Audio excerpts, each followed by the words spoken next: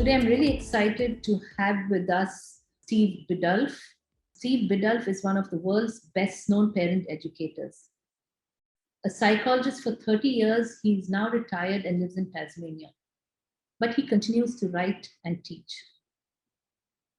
His books, including The Secret of Happy Children, Raising Boys, The New Manhood, and now 10 Things Girls Need Most, are in 4 million homes and have been translated into 31 languages. They have influenced the way we look at childhood, and especially the development of boys and men.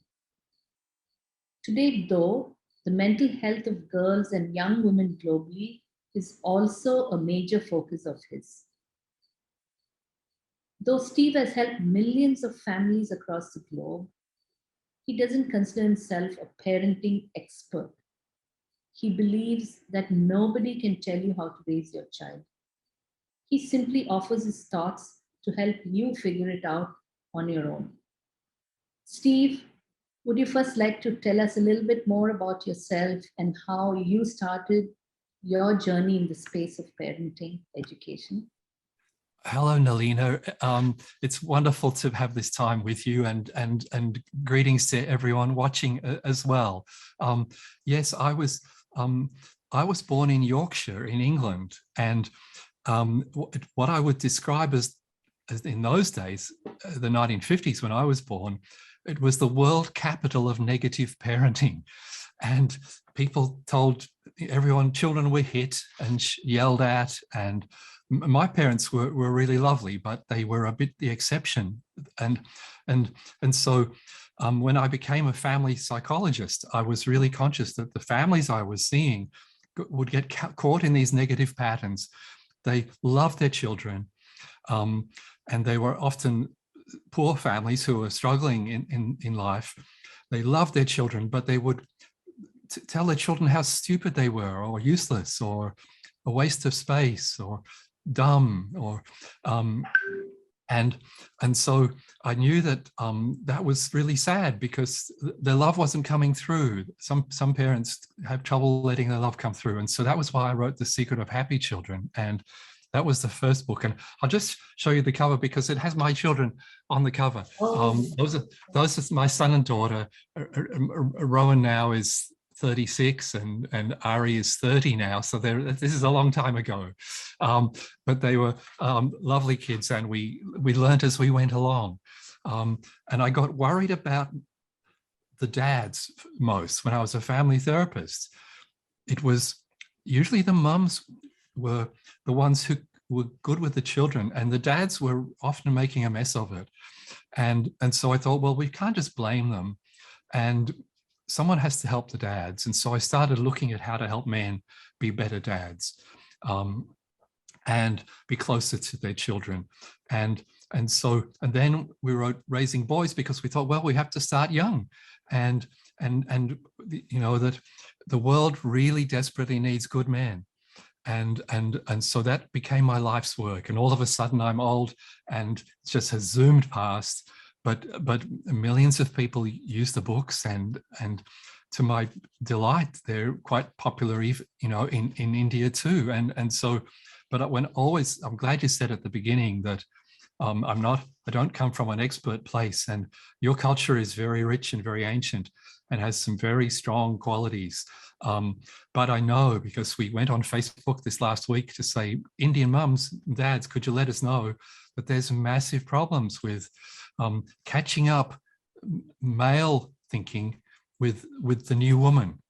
And so really happy to be talking about this today. This is a terrific conversation to be having. I really like the phrase catching up to the new woman. Yes. So it's great that you took the effort to understand the Indian culture before we had this conversation, right? And you know, I know that the latest book on boys that you've written specifically is about raising boys for the 21st century skills. So could you explain what you think are the key essential skills for a boy to thrive in this 21st century today? Yes, well, we can take a bit of probably the whole of this talk will be around that subject, but it started with a thing that I sometimes do. I work with very large groups of parents, and sometimes I have an audience of only mums, just mothers, and so perhaps 200 women for the day in the room. And I would often, at the start, I would ask the women and say, can you design for me the perfect man? And there's a fair bit of laughter. You know what a room full of women is like, Nalina, and a few mischievous answers that come out.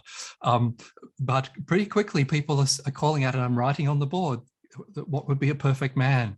And of course, it's, you know, trustworthy and kind and gentle and reliable and caring, and we cover the board with these words. And you can tell from the feeling of the women when they call out loudly, you know, trustworthy, that perhaps they've experienced that not being the case sometime with a man in their life. It's very heartfelt words. And then I point out something from the way the board is arranged, that all of those words fit into just two categories. The words like gentle and caring and kind are heart qualities. And we want men that have heart. But the words that are like trustworthy, reliable, steady, honest, they're backbone qualities, they're strength qualities. And so those are the two things. And it's all right to, you know, you have someone who's full of feeling and empathy and kindness, but they're totally unreliable. It's no good. If someone is very, very trustworthy and reliable, but they're just so boring and they can't be close to their children, can't show their feelings, it doesn't work. There has to be both. And so I say my goal is to raise boys who have backbone and heart. And it's not too much to expect in the one person. And I think that sets out our job. And then the whole question, well, right, how do we get there? How does that done in? And we've got, you know, 20 years to do it. And so that's how we go.